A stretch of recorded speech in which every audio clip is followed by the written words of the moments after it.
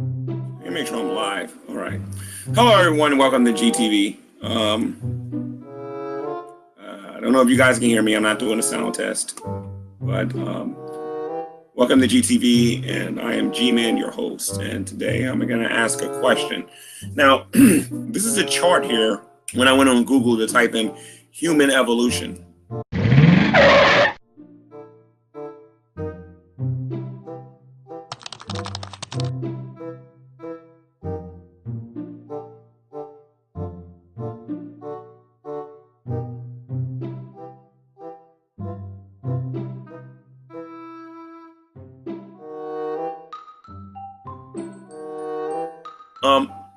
And the question that we always ask is this.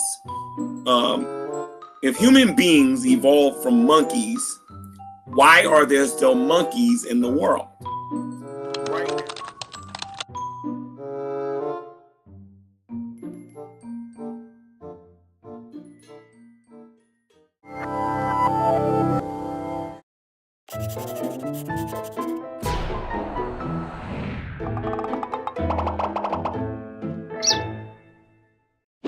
If humans evolved from monkeys, then why are there still monkeys?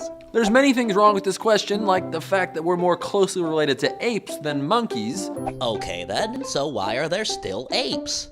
Asking why there's still apes is like saying, if some Americans and Australians came from British people, then why are there still British people? When we see two adjacent branches out here on the tree of life, what we mean is that they have a shared ancestor, some organism a long time ago whose descendants took different evolutionary journeys. That's the way it is for turkeys and T-Rexes, whales and hippos, even hyraxes and elephants. There are still apes because apes are good at being apes. The point is this: we're not more evolved than a chimpanzee, we just evolved differently. It's often said that evolution is survival of the fittest, but it's more like survival of the fit enough. As long as a species' traits are good enough to survive and reproduce in their environment, that species will live on. The tree of life is not a ladder. So to all my cousins out there, gorilla, orangutan, or chimpanzee, you're the best ape you can be, and that's good enough for evolution and me. Stay curious. I do not believe it's a bad question. I believe it's a good question because if you look in our zoos, if you look in nature, you're going to see a whole lot of these. But what we don't see are these.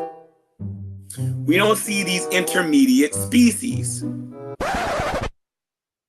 Dragnauct from Houston, and you're on the air. Hi, how are you doing? Good, how are you? Doing well. I'm doing all right. I was going to call in and talk about, get you guys' opinion on street epistemology, but I saw so many people in the chat talking about G-Man, I figured that I'd share my experience since I've actually met him. Ah, okay. Oh, interesting.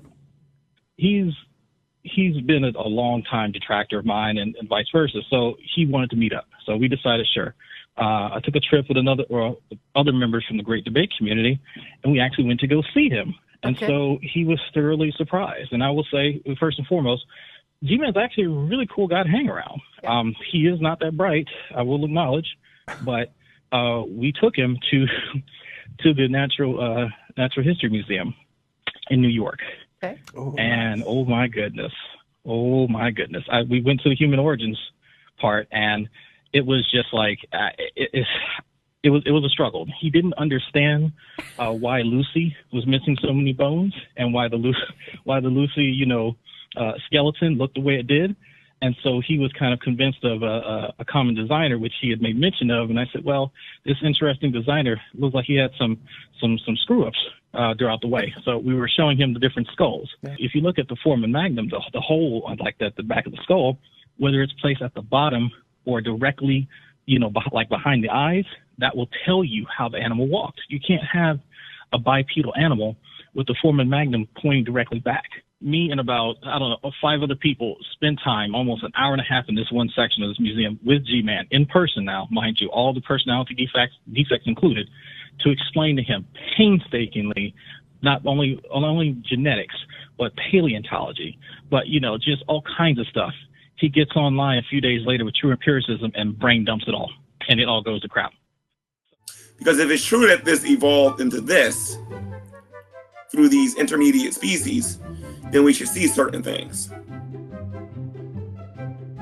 Science deals with observation, and science deals with evidence. And that evidence has to be present in order for us to believe that this, through these intermediate species, became this.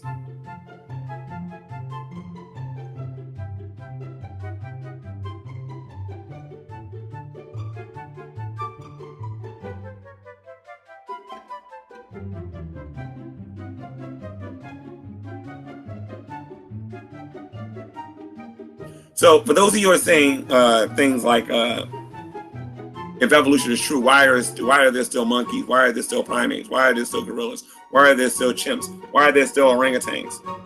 It's not a stupid question.